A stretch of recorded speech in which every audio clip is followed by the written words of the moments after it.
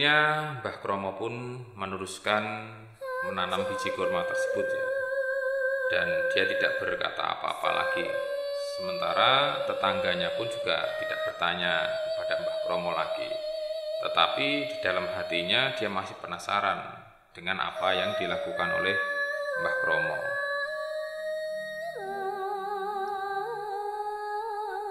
Karena biasanya kan kalau menanam pohon itu kan tumbuhan ya, jadi sudah dalam bentuk bibit tanaman, dan ini masih dalam bentuk biji. Itulah yang menjadi rasa penasaran dari tetangga Mbah Kromo tersebut. Dan hari pun berganti,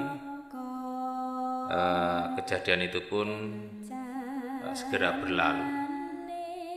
Tejo kembali ke Bogor untuk meneruskan bisnisnya, dan Mbah Kromo dan ketiga anaknya pun kembali bekerja di sawah seperti biasanya.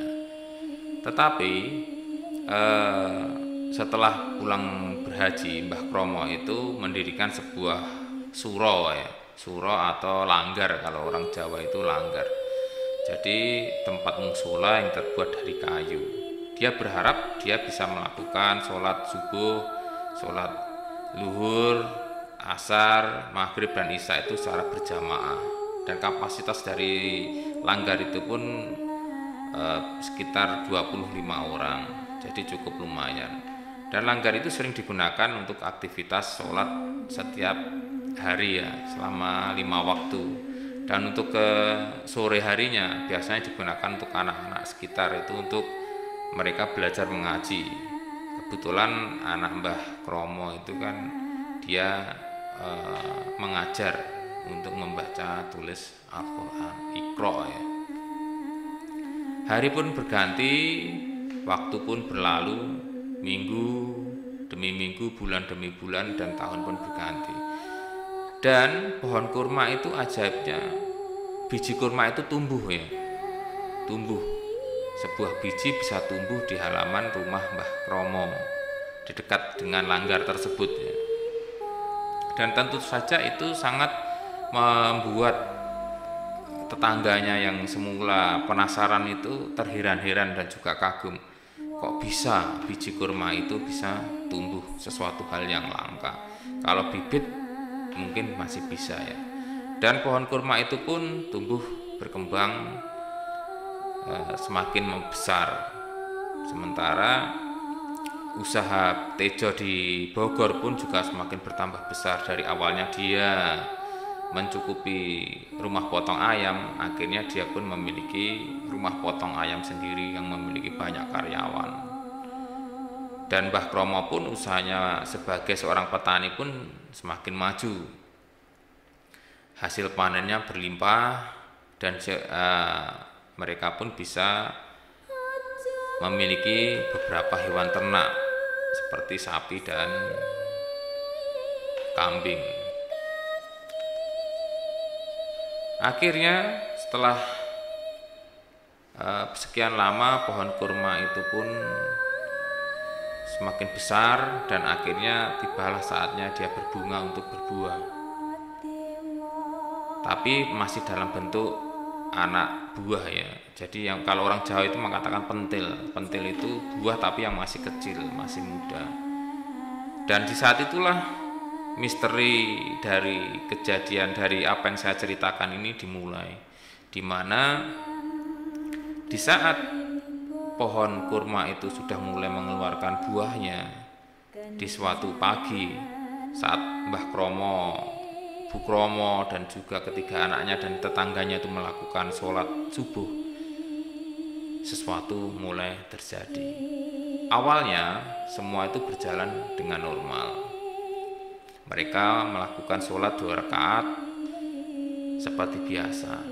Tetapi pada pagi itu Mbah Kromo tidak memimpin sholat berjamaah, tapi dia menjadi seorang makmum.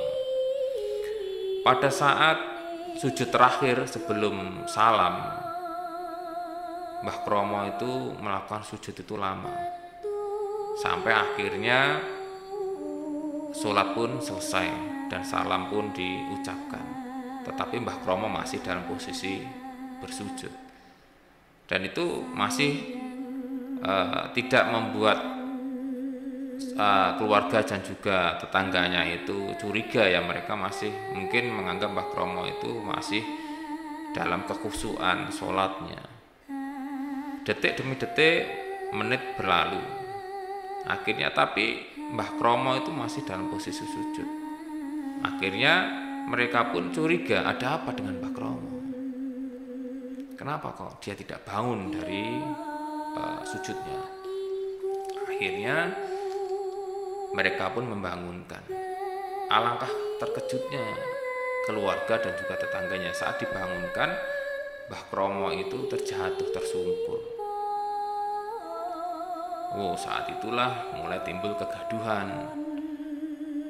Tubuh Mbah Kromo dibawa masuk ke dalam rumah dan dipanggillah mantri kesehatan yang kebetulan tetangga Mbah Kromo. Dan di saat dicek oleh mantri kesehatan tersebut dinyatakan bahwa Mbah Kromo telah meninggal dunia. Innalillahi wa inna ilaihi rajiun. Tentu hal tersebut membuat keluarganya sangat terpukul ya, karena sebelumnya Mbah Kromo itu tidak menunjukkan rasa sakit atau sesuatu yang mencurigakan tentang kesehatannya. Jadi Mbah Kromo itu dalam keadaan sehat walafiat.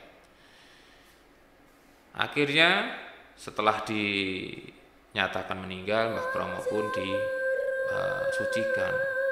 Tejo sebagai anak yang merantau diberi kabar dan juga terpukul juga dengan kepergian bapaknya. Dia pulang menggunakan pesawat dan akhirnya sore hari dia bisa sampai di rumahnya. Dan setelah Tejo sampai di rumah, jenazah Mbah Kromo pun dikebumikan. Dan seperti adat orang di desa tersebut ya, diadakanlah tahlilan 7 hari, 40 hari dan ke-100 kali. Di 7 hari biasa, di 40 hari tidak ada masalah. Hingga tibalah saat akan diadakan peringatan hari ke-100 bagi almarhum Mbah Kromo. Sama seperti kejadian pagi itu, mereka pun melakukan sholat subuh ya, subuh berjamaah Mbah Kromo dan juga ketiga anaknya dan juga tetangganya. Di saat sujud terakhir, kegaduhan pun terjadi. Mbah Kromo itu masih dalam posisi sujud, sama seperti yang dilakukan oleh Mbah Kromo, mendiang Mbah Kromo. Dan saat dibangunkan Mbah Kromo itu sudah terjatuh, dan saat dipanggilkan mantri kesehatan juga dinyatakan posisi sudah tiada. Tentu saja hal itu sangat menyedihkan bagi keluarganya. Mereka sedih. Belum genap 100 hari mereka harus kehilangan lagi orang tua mereka. Jadi kedua orang tuanya itu sudah tidak ada. Akhirnya sama seperti sebelumnya, Mbah Kromo ini disucikan dan Tejo pun diberitahu untuk kembali pulang.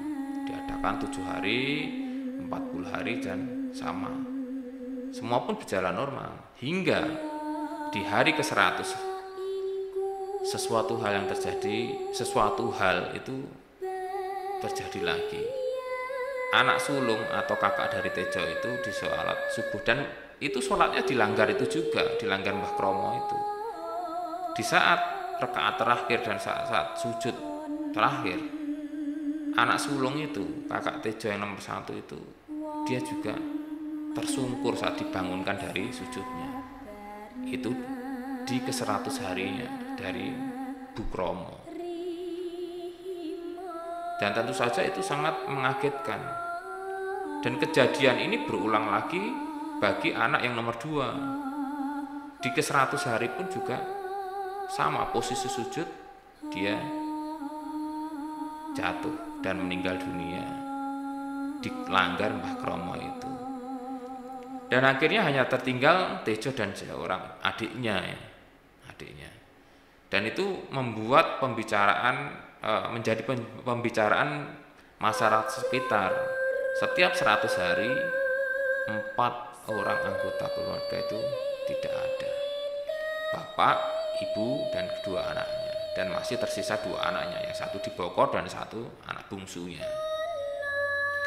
Hingga tibalah saat ke-100 hari bagi anak yang nomor 2. Di saat itulah Tejo kan tidak ada di situ. Tejo itu di Bogor. Anak terakhir, anak bungsu itu pun mengalami kejadian hal yang sama. Dia pun meninggal di sujud terakhir. Sama seperti yang dialami oleh bapaknya, ibunya, dan juga kakak-kakaknya. Nah, itulah misteri dari cerita ini. 4 orang sudah berlalu dan akhirnya bertambah 1, 5 anggota keluarga. Cures kalau orang Jawa bilang. Cures itu habis. Hanya tertinggal 1 orang anak, yaitu Tejo, yang kebetulan ada di Bogor. Tentu saja ini sangat meresahkan masyarakat di desa tersebut. Akhirnya dikumpulkanlah semua pemuka-pemuka agama, perangkat desa, dan juga warga-warga, tokoh-tokoh masyarakat. Ada apa dengan keluarga tersebut? Kenapa hal tersebut bisa terjadi? Akhirnya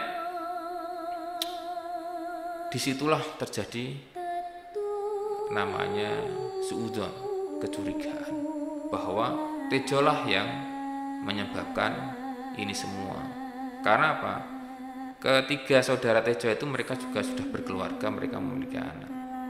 Anak dan juga ipar dari Tejo itu tidak terima. Mereka menganggap bahwa Tejo lah penyebab kematian ini. Mereka menuduh bahwa Tejo itu memiliki pesugihan.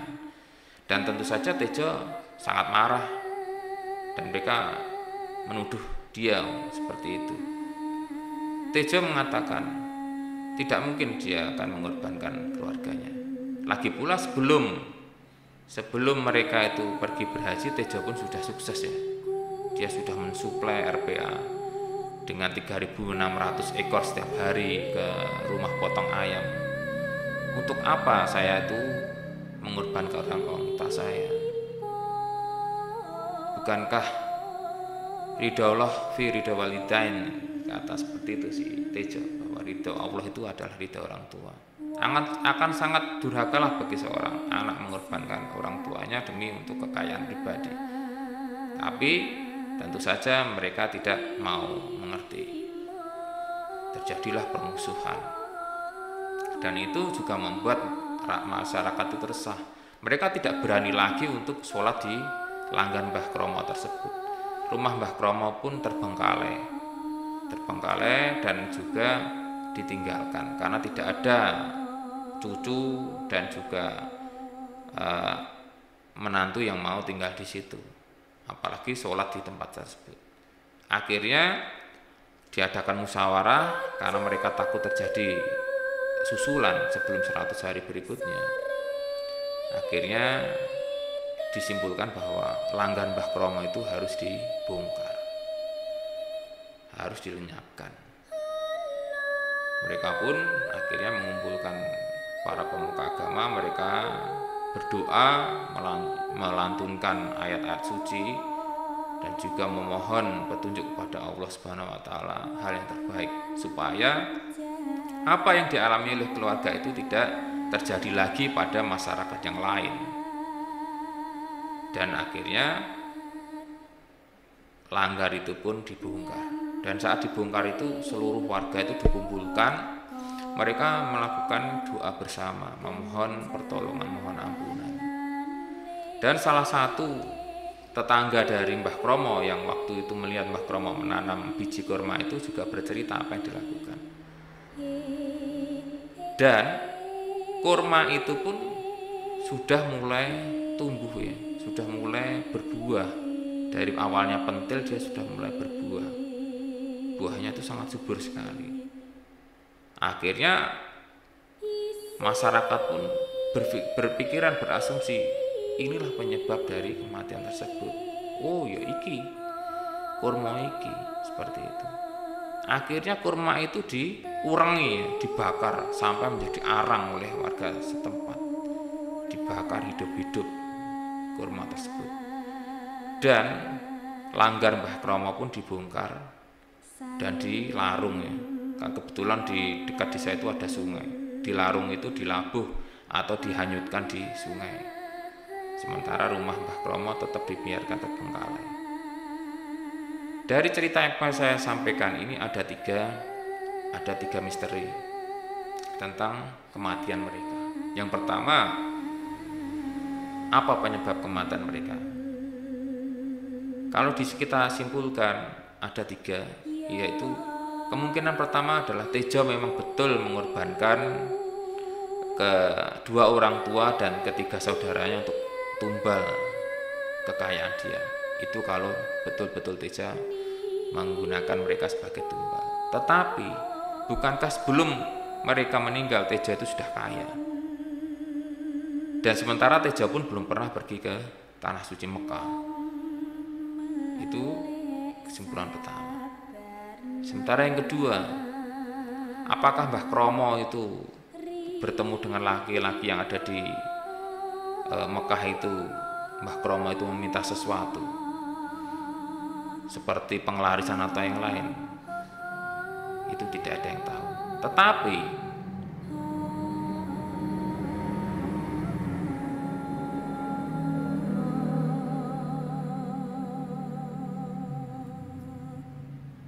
seandainya Mbah Kromo pun melakukan itu, alangkah sia-sianya. Karena apa?